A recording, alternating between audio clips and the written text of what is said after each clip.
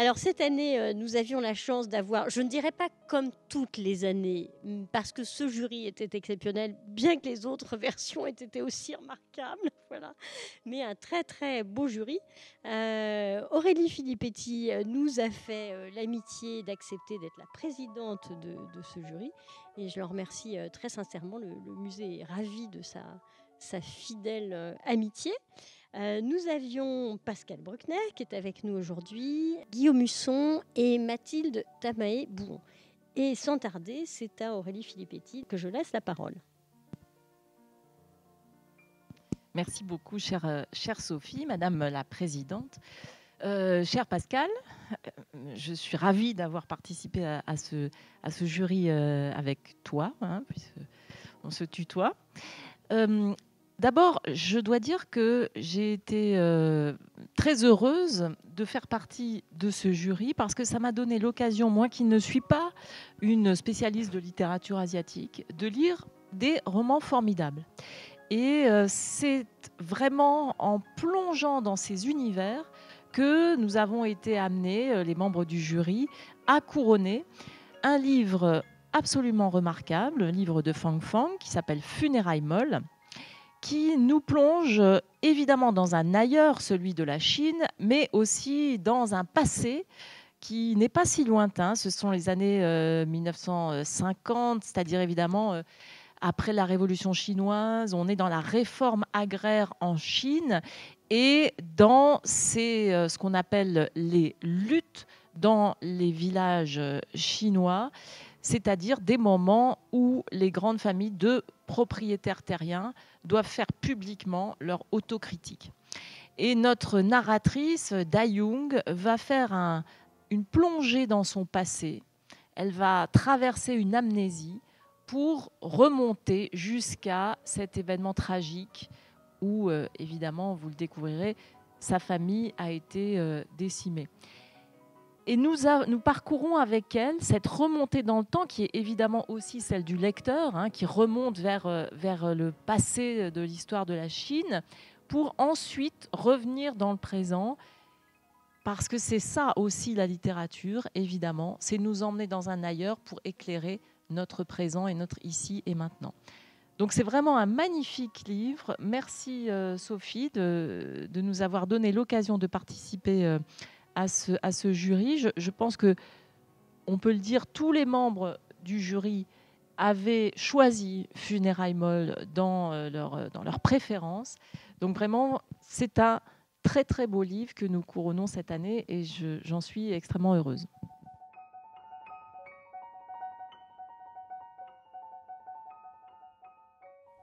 Conflit intérieur. Cette femme est depuis toujours en lutte contre elle-même.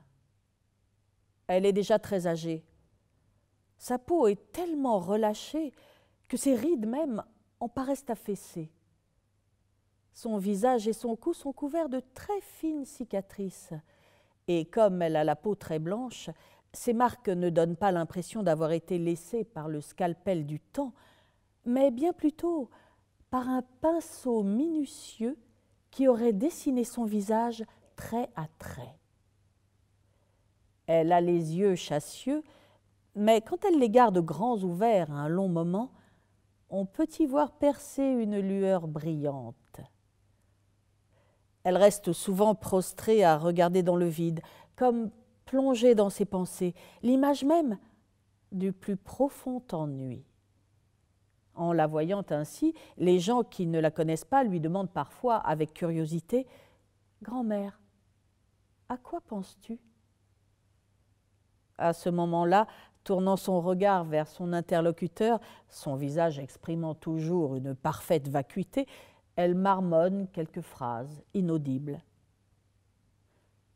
Elle-même ne sait pas ce qu'elle a bien pu dire. Elle ne sait pas non plus si, en fait, elle était en train de penser ou non. Elle a seulement le sentiment qu'il y a plein de choses étranges qui lui échappent. La fuit à corps perdu, des choses qui l'interpellent du fond de sa mémoire. Autant de choses qu'elle a soigneusement évitées toute sa vie. Des choses auquel elle résiste de toutes ses forces. Et cette résistance est devenue comme un grand filet aux mailles tellement serrées qu'il ne laisse même plus le vent passer. Ce filet, elle l'a tenu fermement et sans relâche pour mener une lutte constante contre la multitude de démons qu'il semble emprisonner et qui paraissent prêts à s'en échapper à tout moment.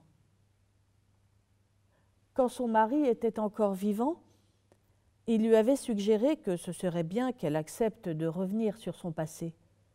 Peut-être, lui avait-il dit, serait-ce là un moyen de ramener le calme en elle. Elle avait bien voulu faire sérieusement ce qu'il lui disait pour apaiser son esprit en invoquant de toutes ses forces ses souvenirs. Mais l'instant d'après, elle était tombée dans un état d'extrême nervosité, comme torturée par d'innombrables aiguilles d'acier qui lui transperçaient le corps avec une férocité inouïe, lui donnant la sensation d'être déchirée de part en part. À ce moment-là, sa souffrance avait été telle qu'elle en était sortie épuisée au point d'en avoir le souffle coupé. Alors, désespérée, elle avait dit à son mari « Il ne faut pas me forcer. Je ne peux pas me laisser aller à penser. Dès que je le fais, j'ai l'impression que je vais mourir. » Son mari en avait été effrayé. Il était resté un instant sans rien dire, puis il lui avait répondu « Alors ne le fais pas. Ce n'est pas la peine. Le mieux, c'est que tu cherches quelque chose à faire. Quand on est occupé, cela empêche de penser. » Suivant ses conseils, elle s'affairait donc tous les jours du matin au soir. En fait, elle n'avait pas de métier. Son métier, c'était d'accomplir les tâches ménagères.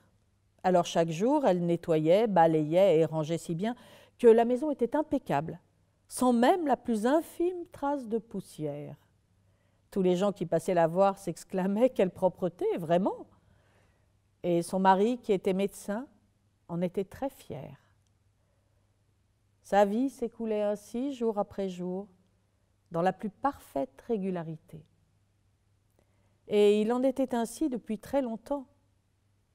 Elle couvrait chaque année, comme d'un voile très fin, mais parfaitement étanche, une nouvelle couche de souvenirs. À raison d'une couche par an mise sous voile d'année en année, ces souvenirs s'étaient ainsi accumulés en strates successives, plutôt minces, comme des démons cachés dans les tréfonds de sa conscience et enfermés là, hermétiquement. Quels étaient ces souvenirs ? Elle n'en savait plus rien. Elle avait perdu la mémoire au printemps de l'année 1952. Un jour, bien plus tard, quand son mari était rentré de l'hôpital, il lui avait annoncé gravement qu'avait été lancée la grande révolution culturelle. À l'hôpital, lui avait-il dit, il y avait des réunions tous les jours et on avait placardé des affiches écrites en gros caractères dénonçant les antécédents problématiques qu'il avait. Ne comprenant pas pourquoi son mari lui racontait tout cela, elle en avait ressenti une grande anxiété. Il avait pourtant ajouté aussitôt « Il ne t'arrivera rien, je te protégerai. Ce qui t'est arrivé dans le passé, n'y pense plus. Tes plus grands ennemis, j'ai bien peur que ce ne soient pas les autres, mais tous ces souvenirs dont tu as perdu la mémoire. Si on te pose des questions, réponds que tu ne sais pas, que tu ne te souviens de rien. C'est le mieux. » Sur le moment, elle n'avait pas réalisé que son mari cherchait ainsi à la rassurer tout en la mettant en garde. En son fort intérieur, au contraire, elle en avait été terriblement remuée, comme si tous ses ennemis mortels, si bien cachés qu'ils avaient presque disparu, étaient sous le contrôle de son mari. Mais que fallait-il en penser ? Tout ce qu'elle ne savait plus, son mari le savait-il donc ? Quand elle y songeait, elle en ressentait une terreur qui la paralysait. Et cette terreur ne la lâchait pas un seul instant, ni de jour, ni de nuit. Alors, elle avait compris que depuis des années, cet homme qu'elle aimait profondément, elle en avait aussi profondément peur. Mais pourquoi donc ? Pourquoi nourrissait-elle une telle frayeur ? Elle en était désorientée et ne parvenait pas à comprendre ce sentiment, mais il était bien là. Le bruit de l'eau dans la rivière. Quand on l'a repêchée du courant torrentueux de la rivière, elle était totalement nue. Son corps, de la tête aux pieds, était couvert de blessures causées par les rochers contre lesquels la force du courant l'avait jetée. Ceux qui l'ont sauvée ont raconté que son corps, d'être resté longtemps dans l'eau, était devenu tout blanc. Seul tranchait le noir de ses cheveux. Ses blessures ne se voyaient même pas. Fort heureusement, il y avait quelques médecins militaires qui faisaient justement des visites dans le village voisin. Ces sauveteurs l'ont tout de suite emmené là, et après avoir pratiqué les soins d'urgence, les médecins l'ont vite ramené avec eux à l'hôpital. Là, il lui fallut plus de 15 jours avant de reprendre connaissance. Quand elle eut retrouvé ses esprits et qu'elle tenta de répondre aux questions qu'on lui posait, son regard se figea soudain. « Qui êtes-vous? Dans quel village habitez-vous? Quel âge avez-vous? Qui d'autre y a-t-il dans votre famille? Comment êtes-vous tombé à l'eau? Est-ce à cause d'un accident de bateau ou vous y a-t-on jeté? Êtes-vous la seule à être tombée à l'eau? » Les gens se relayaient pour la questionner, et bien que leurs voix fussent chaleureuses, elle en ressentait une douleur extrême, comme si des épines lui transperçaient la peau. Elle se recroquevilla en boule sur le lit en pensant « C'est vrai ça? Qui suis-je? D'où est-ce que je viens? Comment est-ce que je m'appelle? Comment suis-je tombée à l'eau ?» Elle n'en avait pas le moindre souvenir. Mais comment ai-je pu tout oublier? Oublier jusqu'à ce que je suis? Alors elle se mit à pleurer. « Je ne me souviens pas, dit-elle. Je ne me souviens vraiment pas. » Et elle ne se souvenait vraiment de rien. Alors on lui dit « Réfléchissez, réfléchissez bien. On vous a repêché dans la rivière. Repartez de là. Peut-être allez-vous réussir à vous souvenir de quelque chose. » Elle fit ce qu'on lui suggérait et se mit à réfléchir sérieusement. Mais quand elle en revint au bord de la rivière, le bruit assourdissant de l'eau lui fit l'effet du vacarme du tonnerre au milieu d'un orage. Une frayeur indicible surgit avec violence du tumulte de l'eau, comme si dans les remous du courant se cachait quelque démon, un démon invisible, insaisissable, mais qui s'attaquait férocement à tout son être. Elle perdit un instant tout contrôle et se mit à pleurer en hurlant de manière hystérique. Un médecin du nom de Wu s'efforça de brider la curiosité des gens en leur disant « Elle a dû avoir un choc, ne la forçons pas à essayer de se souvenir. Il faut d'abord la laisser récupérer. » Alors ils cessèrent de la questionner et ne parlèrent plus d'elle qu'en termes plus ou moins couverts d'un ton plein de compassion. C'était un beau printemps. Par la fenêtre, on apercevait des pêchers couverts de fleurs roses. Le long du mur de la cour de l'hôpital, des abricotiers formaient une rangée de fleurs toutes blanches, qui se fondaient si bien dans le blanc du mur que de loin, on ne pouvait les distinguer. Un peu plus loin, on pouvait voir frémir les feuilles d'un vert émeraude de quelques vieux ginkgos, dont on aurait su dire, vu la taille de leur tronc, en quelle année ils avaient bien pu être plantés. Plus loin encore, l'ombre d'une montagne se profilait doucement à l'horizon, sa silhouette comme dessinée par des pétales de fleurs. Dans ce coin perdu de la cour, cette brillante efflorescence printanière se flétrit très vite, mais lui succéda la splendeur sans fin de fleurs couleur d'or. La profusion de couleurs l'éblouit soudain, et de retour avec le printemps, les oiseaux semblèrent venir lui stimuler l'esprit. Le vent était encore froid et le fond de l'air un peu frais, mais il chantait malgré tout. Dans ce paysage et cet environnement sonore, elle s'apaisa peu à peu. Elle retrouva partiellement la mémoire pour se remémorer sa nouvelle vie, celle qui commençait là, dans une petite ville de l'est du Sichuan. Par la suite, les infirmières de l'hôpital lui rapportèrent tout ce qu'on racontait sur son sauvetage. Elles lui dirent que quand le docteur Wu et les autres l'avaient ramenée, personne ne pensait qu'elle survivrait. Un jour, pas moins de 3 médecins avaient jugé qu'elle avait rendu le dernier souffle. On avait appelé des gens pour enlever le corps et ils étaient déjà à la porte de l'hôpital quand soudain, par chance, le docteur Wu, qui l'examinait avec soin, crut déceler un léger mouvement de son majeur.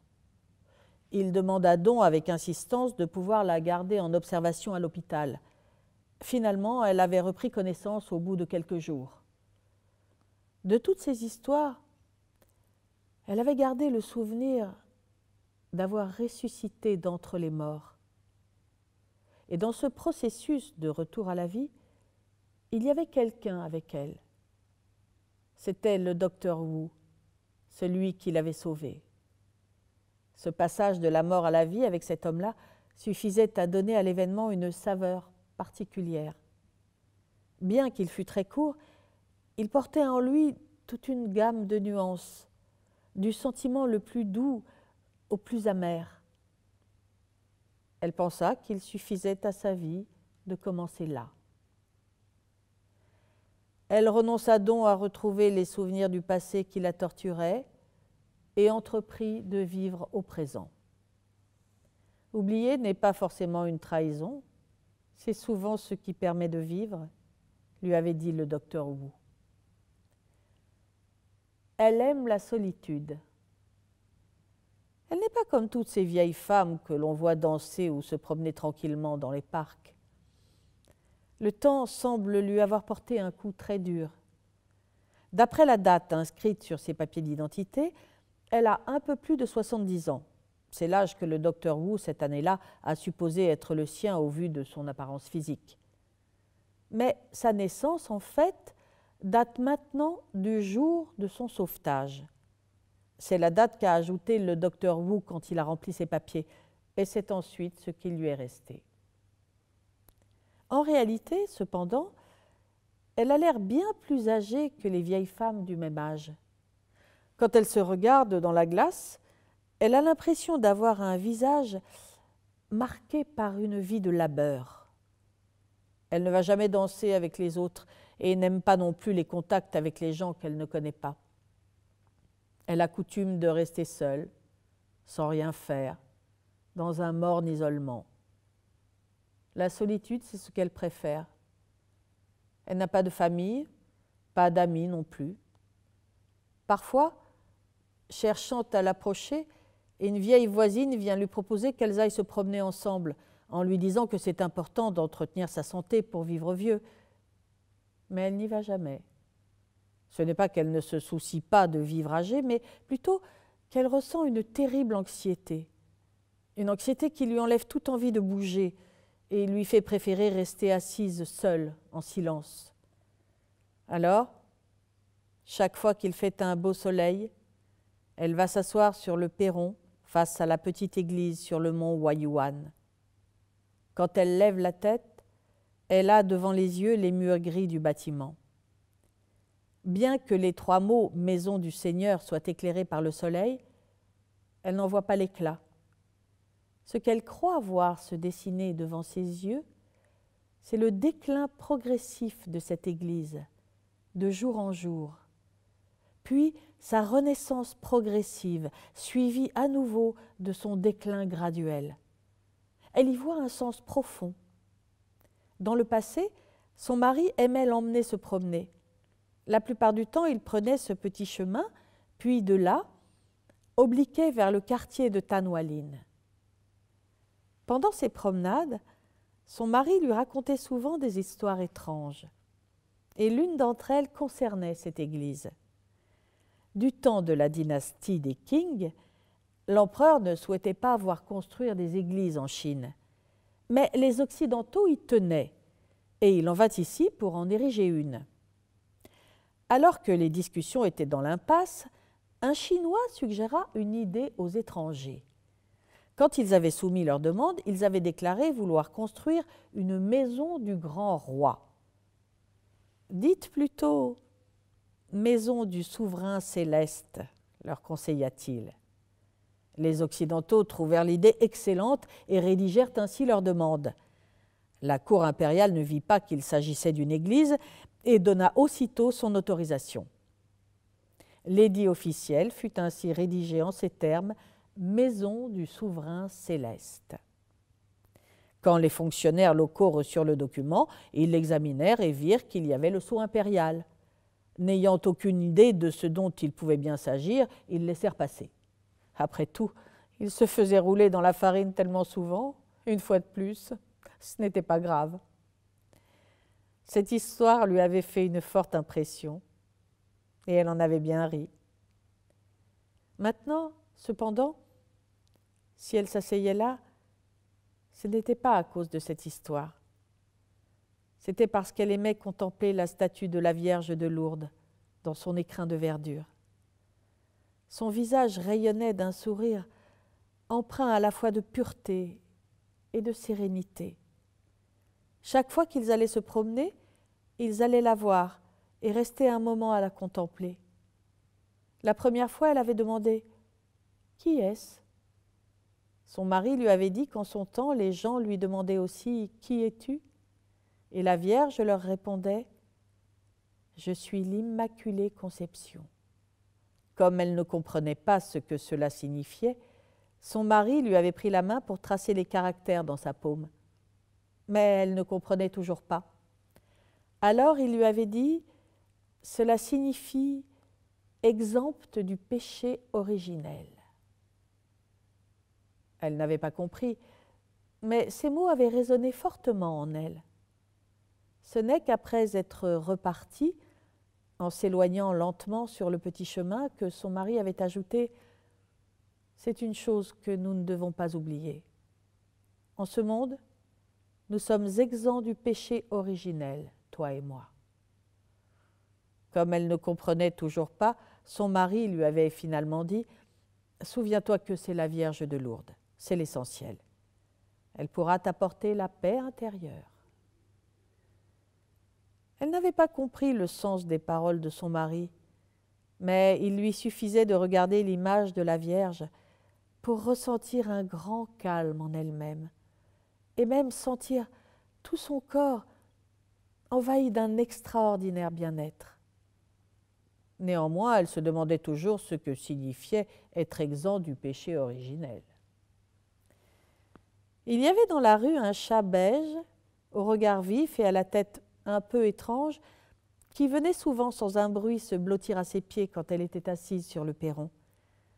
Il aimait l'observer, les yeux écarquillés, et même parfois allongeait les pattes en la tirant un peu, avec une expression de familiarité.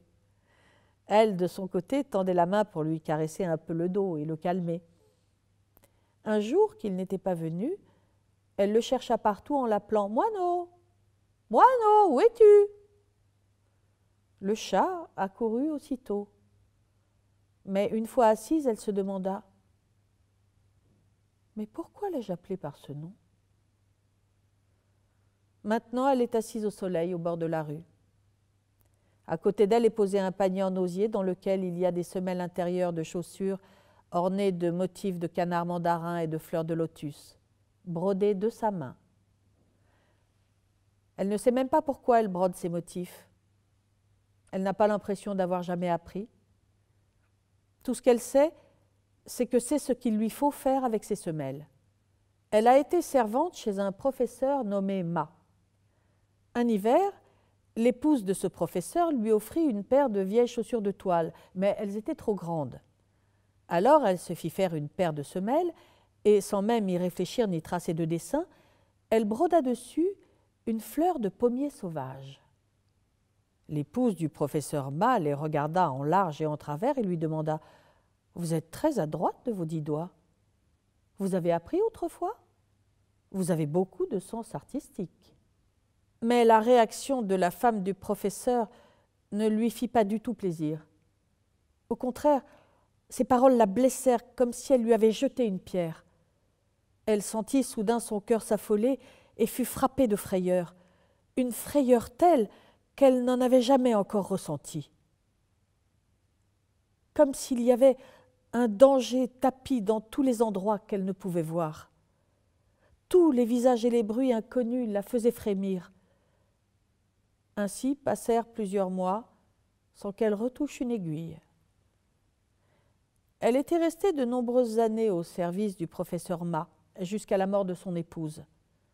Quand le professeur ensuite avait pris une autre épouse plus jeune, son fils l'avait rappelée et elle était rentrée chez elle. Son fils s'appelle King Glynn. Elle n'a pas l'esprit en paix. Au début, elle habitait avec King Glynn à Wuchang, dans une ruelle étroite du quartier de Tanwalin. Ils avaient vécu de nombreuses années dans un appartement d'un immeuble public que les autorités avaient attribué à son mari. Son mari était ce docteur Wu qui l'avait sauvé cette année-là, alors qu'il rendait visite à des malades dans le village. Elle l'aimait profondément, parce qu'il était non seulement son mari, mais aussi son sauveur. Il était la première personne qu'elle avait vue quand elle avait repris conscience et ouvert les yeux après son sauvetage. Il était ainsi le premier élément de son stock de nouveaux souvenirs. Elle se demandait souvent à quel moment elle était tombée amoureuse de lui.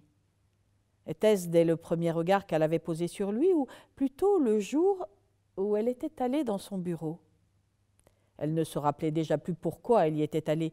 Tout ce dont elle se souvenait, c'est que sur son bureau était posé un livre, Le rêve dans le pavillon rouge. Elle l'avait pris avec une émotion contenue et l'avait feuilleté. En lisant, elle n'avait pu s'empêcher de murmurer à voix basse le nom de Dai Yu et en avait ressenti un sentiment d'effroi. Le docteur Wu était entré dans le bureau juste à ce moment-là et, en la voyant feuilleter le livre, avait eu l'air surpris. Il lui avait ensuite pris le livre des mains en la regardant fixement un instant, comme s'il hésitait, puis il lui avait dit « Il est préférable que personne ne sache que vous savez lire. C'est probablement mieux pour vous. » Et comme elle le regardait intriguée, il avait ajouté « Tout ce que je veux dire, c'est que je crains que certains aient des soupçons. On ne sait pas d'où vous venez, il est facile que les gens se posent des questions. Vous comprenez ?» Elle n'avait pas très bien compris, mais elle s'était souvenue de ces paroles. En effet, dès qu'elle les avait entendues, sa frayeur s'était envolée et elle avait ressenti à la place une douce chaleur. Quelques jours plus tard, le docteur lui avait proposé d'entrer comme bonne au service du commissaire politique Liu du sous-district militaire. Ce commissaire Liu était un ancien révolutionnaire et sa femme était cadre elle aussi. Il l'avait accompagnée jusqu'au croisement de la Grande Rue en lui expliquant « Je pense que si vous allez travailler dans cette famille, cela peut vous faciliter la vie. Cela peut même vous être bénéfique pour le restant de votre existence. » Elle avait de nouveau ressenti au fond du cœur un sentiment de chaleur, en comprenant soudain l'importance pour elle de ce que venait de lui dire le docteur Wu. Mais de par leur importance même, ces paroles suscitaient aussi leur part de crainte. À ce moment-là, il n'était pas encore question d'amour entre eux. Bien des années plus tard, elle se souvenait encore de lui et de sa voix. Le commissaire Liu avait ensuite été promu et transféré à Wuhan, où elle avait suivi la famille. L'épouse du commissaire, tout le monde l'appelait Sœur Peng, et elle aussi. Elle était très bien traitée, et Sœur Peng lui avait dit qu'elle était la meilleure bonne qu'elle ait jamais eue. Son travail dans la maison consistait à s'occuper des enfants, préparer les repas et faire le ménage. C'était une existence calme, simple et paisible. Elle n'aurait jamais songé à changer de travail ou de domicile, et encore moins à se marier. Elle suivait la famille là où elle allait, et elle aurait pu continuer ainsi toute sa vie. Mais une année, ayant quitté l'armée et changé d'affectation, le docteur Wu, se trouvant de passage, était venu rendre visite à son ancien chef. Très surpris de la voir là, il s'était exclamé « Vous êtes encore là? Alors, vous êtes contente de votre vie ?» Elle avait ressenti une grande émotion sans savoir quelle en était la cause exacte. Et c'est d'une voix tremblante qu'elle avait répondu, très contente. « Et c'est grâce à vous. » Il était resté à la regarder longuement, et dans son regard, elle avait pu lire le secret, inconnu de tout autre, qui les liait. Ce secret, elle ne savait trop ce qu'il était exactement. Elle savait juste qu'elle avait soudain senti son cœur battre la chamade. Ce jour-là, le docteur Wu était resté déjeuner chez le commissaire Liu, et le repas, c'est elle qui l'avait préparé, avec le plus grand soin. Dans le cours de la conversation, l'épouse du commissaire avait appris que celle du docteur, Xiao Yan, venait de mourir d'une maladie. Comme c'était une amie de longue date et qu'elle en était restée très proche, l'épouse du commissaire avait posé ses baguettes pour essuyer ses larmes. Et elle, à les entendre parler, avait senti son cœur battre très fort. Le commissaire Liu avait longuement soupiré, puis avait demandé « Et maintenant, tu es seule ?»« Oui, » avait répondu le docteur. « Et tu cherches quelqu'un ?»« On m'a déjà présenté quelqu'un, mais ça n'a pas marché. »« Tu ne peux pas rester seule, » avait dit le commissaire. Et tandis qu'il prononçait ces mots, son regard était tombé sur elle, et il l'avait instinctivement montré de la main. « Je ne suis pas très bon comme entremetteur, mais je crois que vous vous connaissez depuis longtemps. » Suivant la direction indiquée, le regard du docteur Wu s'était posé sur elle. Gênée, elle ne savait trop quelle attitude adopter, mais lui s'était mis à rire en la regardant, d'un rire qui dénotait la joie. Alors, cette année-là, elle avait quitté la famille du commissaire Liu. Elle avait élevé leurs 3 enfants et ils étaient debout à la porte tous les 3, à regarder tristement sa silhouette s'éloigner. Le plus jeune était en larmes. Elle n'avait pas tourné la tête et était entrée chez le docteur Wu appuyé sur son bras. Aussitôt entrée, ses premières paroles avaient été pour lui demander « Comment pouvez-vous vouloir m'épouser ?» Il lui avait répondu en riant « Si tu épousais quelqu'un d'autre, je ne serais pas tranquille. » Elle avait bien entendu sa réponse, mais sans être sûre d'avoir bien compris ce qu'il voulait dire. Après un moment de réflexion, elle lui avait rétorqué étrangement « Moi non plus, je ne serais pas tranquille si j'épousais quelqu'un d'autre. » Mais aussitôt sa phrase achevée, elle avait ressenti une peur indicible. La nuit tombait, la lumière passait du gris au noir, et sa frayeur grandissait au fur et à mesure que croissait l'obscurité. Elle ne savait pas ce dont elle avait peur, mais elle avait peur. Alors le docteur Wu l'avait enlacée, et quand elle avait senti son corps contre le sien, elle s'était mise à trembler des pieds à la tête. « Je sais, lui avait-il dit. « Je comprends. N'aie pas peur, ce n'est pas grave. » Dans ses bras, elle se demandait « Que veut-il dire? Qu'est-ce qu'il sait? Qu'est-ce qu'il comprend? Qu'est-ce qui n'est pas grave ?» Cette nuit-là, elle fit un cauchemar, tellement violent qu'il la réveilla. Le matin, quand elle se leva, le docteur Wu lui dit en la regardant dans les yeux « Il faut te détendre un peu. Ce n'est pas la peine de trop penser. Je te protégerai. Si j'ai décidé de t'épouser et de t'emmener ici, c'est parce que je connais les circonstances de ton sauvetage. En ce monde, il n'y a que moi qui puisse partager ce que tu ressens. Tu n'as pas à avoir peur. » Ces paroles avaient déclenché chez elle un déluge de larmes, et elle s'était jetée dans ses bras d'un élan spontané. Mais en même temps, elle avait l'impression d'avoir comme une épine très fine cachée derrière son dos, une épine acérée, enduite de poison qui la suivait de près, partout. Cela générait inconsciemment en elle un réflexe d'autoprotection et la peur panique que cette épine empoisonnée n'en vienne un jour à se ficher dans sa peau. Par la suite, elle eut sa propre famille. Après son mariage, entourée d'affection, elle eut une vie sereine, bien que jamais totalement dénuée d'un vague sentiment d'inquiétude. Mais elle n'était plus au service de quelqu'un, elle était mariée, officiellement mariée, et elle en était heureuse. C'est ainsi qu'elle menait sa vie quotidienne. Chaque jour, elle se levait tôt pour préparer le petit déjeuner de son mari et s'occupait de lui jusqu'à ce qu'il parte au travail. Il rentrait déjeuner et quand il était reparti après la pause de midi, elle commençait tranquillement à préparer le repas du soir, puis elle attendait qu'il rentre. Pleine d'attention, elle accomplissait pour lui les 1001 petites tâches de la vie quotidienne. Elle débordait de bonheur. Et ce bonheur arrivait à chasser son inquiétude. Elle se disait que sa vie continuerait peut-être ainsi. Elle fut très vite enceinte.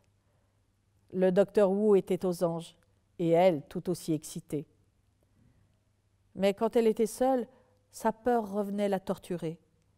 Cela arrivait tous les 2 ou 3 jours, comme si le spectre, jadis tapi dans les eaux de la rivière, était venu se cacher là, et attendait le moment propice pour passer à l'attaque.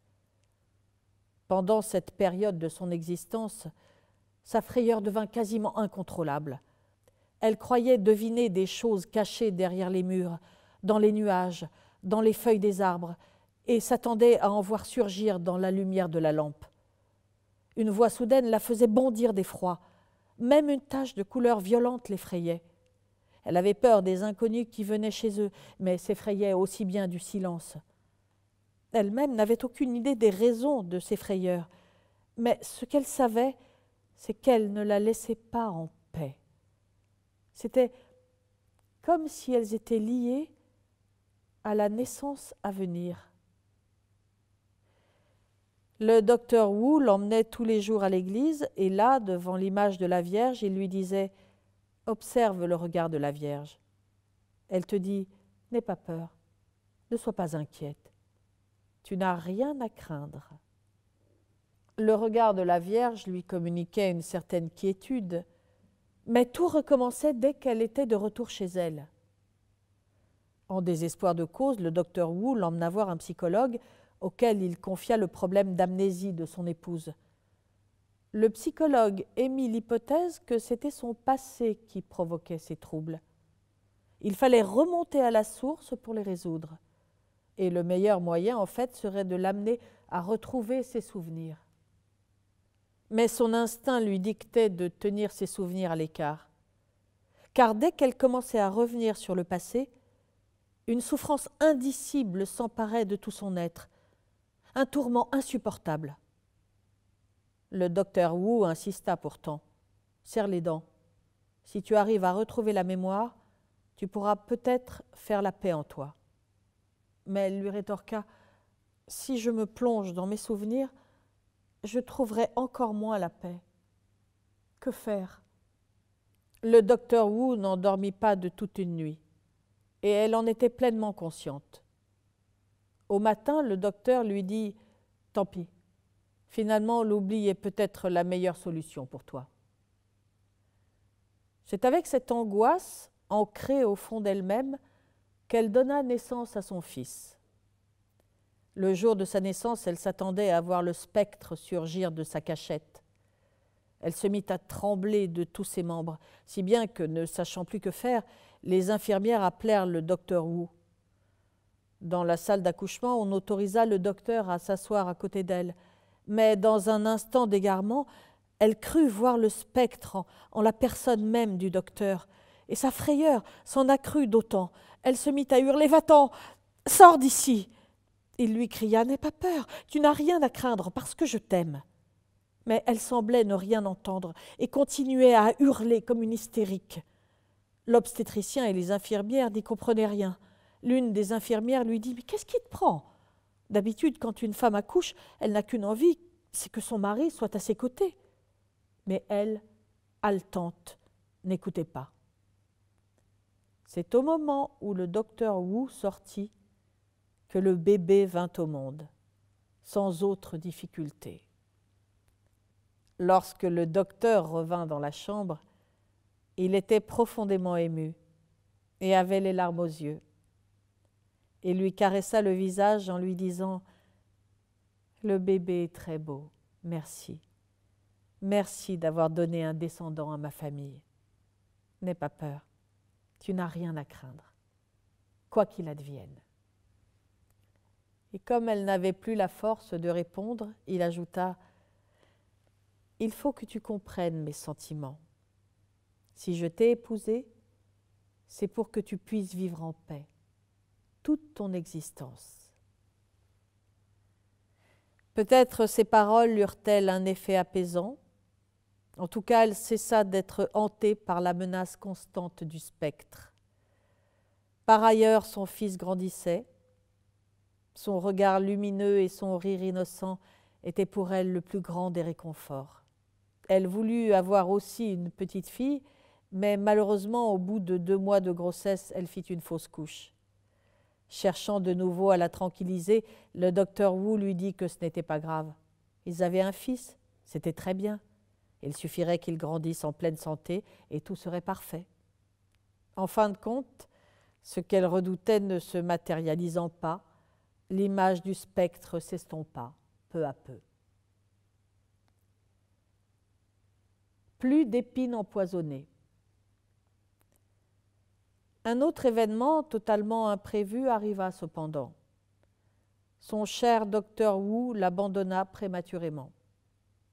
Il mourut dans la rue alors qu'il était allé régler une affaire. Cette année-là, à Hankou, un bus fut percuté par un train qui traversait la ville. En un rien de temps, la rue fut inondée de sang. Par un funeste coup du sort, son mari se trouvait justement dans le bus. Quand elle apprit la nouvelle, elle accourut sur les lieux de l'accident en traînant son fils Kinglin. Quand elle y arriva, après avoir changé plusieurs fois de bus, elle vit au milieu des pleurs et des cris des cadavres en désordre et du sang partout. Sa tête se mit à bourdonner. En un flash, une scène similaire apparut soudain devant ses yeux, et cette fois, le spectre d'antan sembla courber l'échine et vouloir s'élancer vers elle. Elle se mit à trembler de tout son corps, ses jambes se dérobèrent sous elle et elle tomba à genoux par terre. Kinglin se mit à pleurer en l'attirant désespérément. « Maman, lève-toi, lève-toi !» Elle se releva, prise de panique, et hurla au sauveteur « Ne lui faites pas des funérailles molles, je ne veux pas que vous lui fassiez des funérailles molles !» Quand elle eut fini de hurler, elle pensa qu'il y avait des choses anormales en ce monde. Kinglin s'agrippait à sa main sans comprendre ce qu'elle criait. À la fin de l'enterrement, il lui demanda tout doucement « Maman, des funérailles molles, qu'est-ce que c'est ?» Au lieu de lui donner une explication, elle lui demanda à son tour « Des funérailles molles ? Comment cela ?» Et elle resta le regard vide. Ces 2 mots semblaient flotter indistinctement dans le ciel, à une distance très vague, à la fois très près d'elle, mais aussi très loin. Dans le lointain, il y avait un homme qui parlait très fort, d'une voix profonde et vigoureuse. Il suffisait qu'elle résonne à ses oreilles, cette voix, pour que tout son corps lui fasse mal, tellement mal qu'elle n'avait pas la force de répondre à Kinglin. Ces jours-là, son cher docteur Wu, le père de Kinglin, jadis si vivant, avait été réduit en cendres, et on avait mis ses cendres dans une urne qu'on était allé enterrer à flanc de montagne. Pour ceux avec lesquels il avait vécu, il ne restait plus de lui désormais qu'une photographie sur le mur, d'où il les regardait doucement, en souriant, comme quand il vivait. Quand Kinglin n'était pas là, il lui arrivait souvent de nettoyer la photo. Elle caressait alors son visage en marmonnant. Un jour qu'elle était ainsi occupée, elle remarqua soudain que la frayeur tapie en elle avait disparu. Le spectre caché qui la suivait avait été emporté par cet homme qui la réconfortait toujours. et en même temps, il avait éliminé l'épine empoisonnée qu'elle avait dans le dos jusque-là. Il lui semblait qu'en mourant, le docteur Wu avait emporté tout ce qui l'effrayait, comme dans un tourbillon. Après la tempête, la mer était calme comme un miroir. Ainsi, à partir de là, la vie qui se profilait devant elle était un vaste paysage paisible. Tout cela la rendait perplexe. Elle n'arrivait pas à comprendre pourquoi, maintenant qu'avait disparu cet être cher qui, en outre, la chérissait, elle était devenue tellement sereine. Dans son monde intérieur ne reste que le temps. Après la mort de son mari, elle dormit profondément pendant 3 jours, d'un sommeil paisible. Cela faisait très longtemps qu'elle n'avait pas aussi bien dormi. Quand elle se leva, il était près de midi. Elle ouvrit les rideaux, vit qu'il faisait un soleil éclatant et sentit tout son être inondé de lumière. C'était une illumination soudaine, un peu comme une explosion. En ce bref instant, elle pensa brusquement que sa vie, désormais, serait douce et tranquille, bien plus sereine que quand elle avait à ses côtés le docteur Wu pour la protéger. King Lin était encore petit. La vie suivait son cours. À partir de là, elle recommença à sortir de chez elle et alla de nouveau travailler à l'extérieur comme femme de ménage. C'était la seule chose qu'elle savait faire. Elle fut embauchée comme garde-malade par l'hôpital où exerçait auparavant le docteur Wu. La première personne dont elle eut à s'occuper fut l'épouse du professeur Ma, qui alors n'était pas encore professeur. Sa femme était venue à l'hôpital accoucher et elle veilla sur elle comme elle le faisait pour le docteur Wu. Madame Ma apprécia son calme et sa gentillesse. C'est pourquoi, quand elle sortit, comme elle n'avait pas une bonne santé et ne savait pas s'occuper d'un bébé, elle lui demanda de venir chez eux pour prendre en charge la maison et les enfants. Elle accepta de devenir leur bonne car elle n'aimait pas trop les contacts avec des gens de l'extérieur ni le bruit qui régnait dans l'hôpital. Elle travailla ainsi plusieurs années chez les Ma et éleva leurs enfants en même temps que King Lin. Lorsque celui-ci fut admis à l'université et qu'il partit à Shanghai pour préparer un diplôme d'ingénieur du bâtiment, ses revenus ne suffirent pas à payer ses études. Alors elle loua son appartement. Ainsi, grâce à son salaire et au loyer, elle put assurer une vie décente à King Lin pendant ses études. Sachant les efforts réalisés par sa mère, King Lin travaillait d'arrache-pied. Il lui écrivait pour lui dire qu'il allait gagner beaucoup d'argent et qu'il lui achèterait un grand appartement. Cela lui faisait très plaisir, mais il lui importait peu d'avoir un grand appartement. Il lui suffisait que King Lin ait une vie agréable. À la fin de ses études, diplôme en poche, King Lin ne put revenir vivre avec sa mère car leur appartement avait été détruit. Il n'avait plus de foyer vers lequel revenir, mais surtout il voulait gagner de l'argent. Alors il décida d'aller dans le sud, car il y avait là-bas bien plus d'offres intéressantes. Pour elle, chaque parole de King Lin était parole d'évangile. Elle ne cessait de lui dire qu'il n'avait pas besoin de se soucier d'elle. « Je suis désolée de ne pas pouvoir m'occuper de toi. L'important, c'est que tu vives bien, par tes propres moyens. » King Lin était constamment occupé et revenait rarement la voir. Il changeait souvent d'entreprise, mais le propriétaire de la 4e était de Wuhan et se prit d'amitié pour King Lin qui en venait aussi. Il lui offrit quelques belles occasions de profit et la vie de King Lin s'améliora d'autant. Finalement, il acheta un appartement dans le sud et se maria. Les 2 époux n'organisèrent même pas de cérémonie de mariage, mais ils se payèrent un voyage à l'étranger.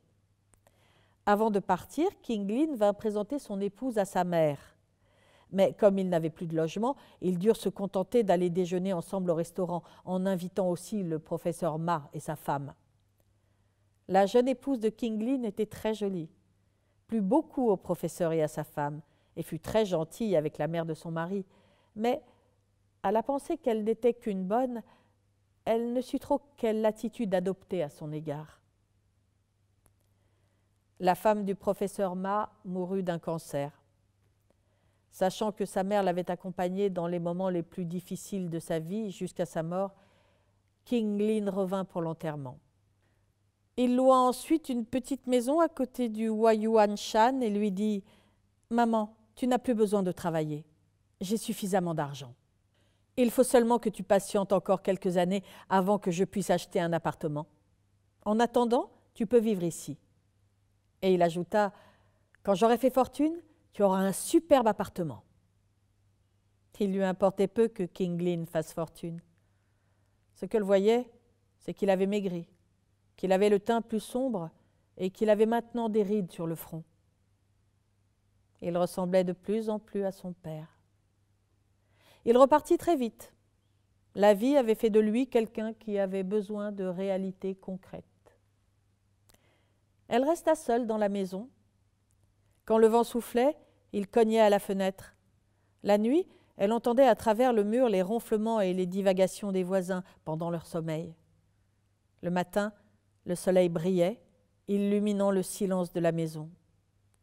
Quand elle mangeait, le bruit de sa mastication résonnait dans sa tête comme le vrombissement d'une voiture. Tout était tellement paisible que l'ennui même était 2 fois plus pesant. Il lui arrivait souvent de passer une journée entière sans prononcer un mot. Le monde était d'un tel calme qu'il semblait réduit à sa seule personne. Et dans le vide de son monde intérieur ne restait plus que le temps. Pas besoin de souvenirs. Un jour, alors qu'elle était au marché, elle fut renversée par une bicyclette prise de folie. Quand elle tomba, sa tête alla heurter un poteau électrique et se mit aussitôt à saigner abondamment. À travers le sang qui coulait, elle aperçut un bouquet de cannas sur le côté de la rue. Et à côté des cannas, un petit étal sur lequel tout au bord était posée une paire de chaussons de bébé brodés à la main. En voyant les 2 poissons d'or qui se détachaient sur le fond rouge, elle sentit son cœur se serrer brusquement. Fort heureusement, la blessure n'était pas grave. On lui fit 3 points de suture sur le front, on lui banda la tête et on la raccompagna chez elle. King Lin fut affolé quand le propriétaire lui téléphona pour lui apprendre la nouvelle. Il se précipita et arriva du sud le soir même. Se remémorant les 2 poissons brodés, elle marmonnait « Ces poissons, ces poissons !» King Lin crut qu'elle avait envie de manger du poisson. Le lendemain matin, de bonne heure, il courut au marché et acheta quelques carassins vivants. Mais elle allait déjà beaucoup mieux. Sa tête ne lui faisait même plus mal. Voyant King Lin soucieux, elle lui prépara du carassin à la sauce épaisse de soja, son plat préféré. Il lui donna 2 ou 3 conseils pour sa sécurité, puis repartit vite dans le sud. En voyant s'éloigner la silhouette de son fils, elle vit à nouveau flotter devant ses yeux l'image des 2 poissons. Sans en comprendre la raison, elle ressentit comme une urgence. Sans se soucier du pansement qu'elle avait sur la tête, elle sortit acheter du tissu, du fil et des aiguilles. Se rappelant les semelles qu'elle brodait quand elle travaillait chez le professeur Ma, elle traça le modèle de ses pieds et en 2 coups de ciseaux découpa des semelles de cette forme. Ce jour-là, comme les précédents, il y avait un brillant soleil. Elle s'assit devant la fenêtre, prit le tissu et broda une première aiguillée. C'était comme si elle avait besoin de ces semelles, tout en voulant meubler son ennui. En quelques jours, elle avait fini les 2 semelles brodées de 2 petits poissons d'or. Tout en brodant, elle ressentait un calme comme elle n'en avait encore jamais ressenti, un calme comme tombé du ciel, qui ressemblait à du bonheur, comme si elle était née pour passer sa vie à broder ainsi. Après avoir terminé la première paire, elle en fit une seconde, puis elle continua. Elle broda des pivoines, des canards mandarins, des licornes. Le temps filait, suspendu à la pointe de son aiguille. Elle n'avait aucune idée du nombre de semelles qu'elle avait brodées. Elles étaient empilées sur son lit, contre le mur, l'oreiller plat prenant ainsi une forme rebondie à cause des semelles entassées en dessous. Finalement, comme elle n'avait pas d'endroit où les mettre, elle alla acheter une panière en rotin et se dit qu'il lui fallait maintenant les vendre. Elle sortit donc et alla s'asseoir devant l'église pour les vendre. Ce n'est pas qu'elle manquait d'argent, elle en avait mis un peu de côté quand elle travaillait. Pour les fêtes, en outre, King Lin lui envoyait de grosses sommes qu'elle versait sur son livret d'épargne à la banque, en pensant que King Lin en aurait besoin quand il voudrait acheter l'appartement. Elle vendait 1 ou 2 paires par jour, et ce rythme lui convenait parfaitement. Elle ne sortait que les jours où il faisait beau, s'asseyait dans la chaleur du soleil, en contemplant de temps à autre la Vierge dans son écrin de verdure. Elle avait l'impression que la Vierge lui rendait son regard, et elle en tirait un sentiment de contentement. Cependant, chaque fois, elle avait en même temps le sentiment que les autres choses ne la lâchaient pas, et que, plus ou moins ouvertement, elles étaient toujours là, autour d'elle. En particulier quand les fleurs rouges des cannas s'étaient épanouies, ces choses étaient venues l'assaillir dans son dos. Elle s'était enfuie précipitamment, mais elle l'avait suivie. Elle les sentait se mouvoir dans l'air derrière elle, en l'attirant et en l'incitant à tourner la tête pour mieux les saisir. Elle se souvenait de la frayeur qu'elle avait eue autrefois et se disait en fermant les yeux « Je ne me retournerai pas, je ne me laisserai pas prendre, je ne vous saisirai pas, je ne veux pas me souvenir, je n'ai pas besoin de savoir d'où je viens, ni quel est mon nom, et encore moins besoin de raviver le souvenir de ma famille. Je n'ai besoin de rien de tout cela. Il suffit que je me souvienne de ce qui s'est passé à partir du docteur Wu. Dans ma vie, j'ai mon fils King Lin, et cela suffit. » L'oubli a une raison, lui avait dit le docteur Wu. Et quand il lui avait dit cela, il était vraiment très jeune. Le nom de Dingzi. Tout au long de ces années, cette femme avait ainsi vécu une existence paisible, sans nuages. Elle connaissait peu de gens, et peu de gens la connaissaient. Elle s'appelait Ding Zitao. Ce nom, c'est le docteur Wu qui le lui avait trouvé. Il lui avait dit qu'elle était restée longtemps inconsciente et qu'elle avait une forte fièvre. Par moments, elle se mettait à hurler « Dingzi », c'est-à-dire les clous. Personne ne comprenait ce que cela pouvait bien signifier. Quand elle était sortie de son coma, le docteur Wu lui avait demandé son nom pour l'inscrire dans son dossier médical. Mais elle avait hoché la tête en lui disant ne se souvenir de rien. C'était le printemps. À l'extérieur de l'hôpital, la première fleur de pêcher venait de s'ouvrir. Le docteur avait donc d'abord écrit les 2 caractères, Ding et Zi. Puis, levant la tête, il avait aperçu les pêchers en fleurs à l'extérieur. Alors, il avait écrit le 3e, Tao, comme péché, et lui avait dit « Ainsi, tu te souviendras de ces 2 caractères, Ding, Zi, et peut-être un jour t'aideront-ils à te rappeler le passé. » Ding Zitao, cependant, avait pensé « C'est toi qui es mon passé. Je n'ai pas besoin d'en savoir plus. »